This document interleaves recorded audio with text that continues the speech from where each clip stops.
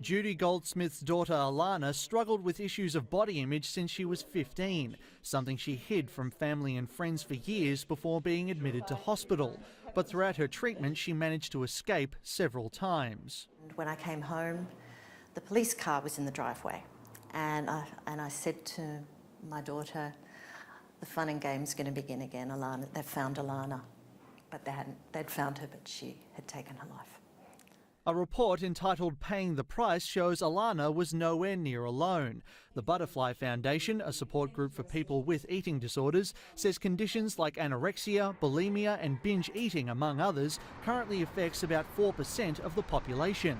I think the biggest misconception still is they are just about somebody not eating properly, that it's a lifestyle choice, without fully understanding that they're very severe psychiatric illnesses and that they carry very, very severe physical impairment. The report also found the mortality rate among those with eating disorders is twice as high as the general population, but less than a quarter of those affected will actually seek help.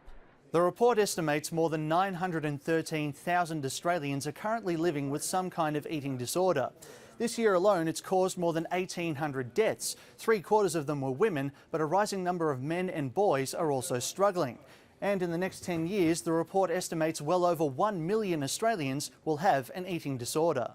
Then there's the financial burden. Deloitte Access Economics puts it at just under $70 billion this year, a figure that addresses several factors from loss of productivity to the cost of treatments. But more than $52 billion is attributed to burden of disease costs, which measures how much a year of healthy living is worth. People are living with eating disorders for a very long time, over 13 years on average from our study.